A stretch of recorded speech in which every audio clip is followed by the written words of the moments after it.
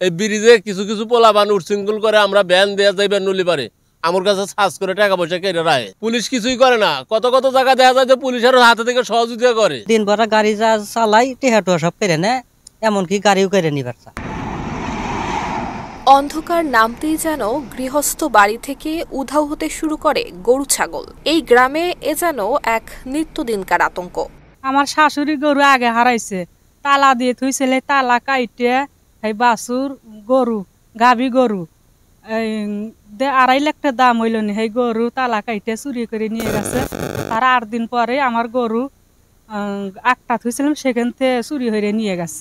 সন্ধ্যা নামলেই আর রাস্তায় দেখা যায় না পথচারী কিংবা ভ্যান চালকদের। কেননা আলো ফুরালে সারাদিনকার উপার্জিত সামান্য অর্থটুকু নিয়ে ঘরে ফেরাও কঠিন হয়ে দাঁড়ায়। মাগরিবের আজান দেওয়ার পরের থেকে আমরা এই রাস্তায় গাড়ি নিয়ে আসি না। আসলি কালেই মানে যে দিন ভর গাড়ি যা চালাই টেহাটুয়া সব কেড়ে নেয়, এমনকি গাড়িও কেড়ে নিবার চায়। অস্ত্র দেহা মানে টেহা পয়সা কেড়ে নেয়। এই ব্রিজে কিছু কিছু পোলাপান উচ্ছৃঙ্খল করে আমরা ব্যান দেওয়া যাইবে নলি পারে আমার কাছে সার্চ করে টাকা পয়সা কেটে রায়।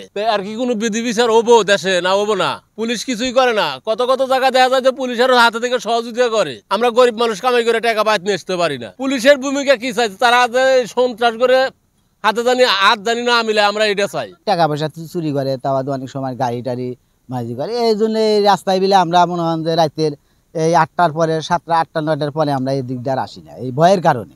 মোট কথা রাত গড়াতেই যেন সেখানে শুরু হয় চুরি ছিনতাইয়ের মহা উৎসব। জনমানব শূন্য সড়কগুলো চলে যায় ডাকাতদের দখলে। সাধারণ মানুষ সন্ধ্যার পর রাস্তায় বের হতে ভয় পান। এমনকি গৃহস্থ বাড়িতেও তালা ভেঙে নগদ টাকা, মূল্যবান জিনিসপত্র তুলে নিয়ে যাচ্ছে সংঘবদ্ধ ডাকাত চক্র। পুলিশ প্রশাসন দাবি করছে পরিস্থিতি আগের তুলনায় অনেকটা ভালো এবং ঝুঁকিপূর্ণ এলাকাগুলোতেও চলছে টহল। আইন শৃঙ্খলা পরিস্থিতি আগের থেকে অনেক ভালো। আপনারা জানেন যে কামারখন্দ এলাকার পূর্ববর্তী ইতিহাস চুরি ছিনতাই অধ্যুষিত একটা এলাকা ছিল। আমরা সান্ধ্যকালীন 2টা টিম দিয়েছে ওই এলাকায়। আপাতত আমাদের কাছে কোনো সমস্যার সংবাদ আসে না, স্বাভাবিক। আর মনোবল হতে হয় স্পাত-দৃঢ়। জেরুজালেম 25 বছরের পথ চলায় নিরাপদে রাখার প্রত্যয়ে। কিন্তু মাঠের পরিস্থিতি তুলে ধরছে ভিন্ন চিত্র।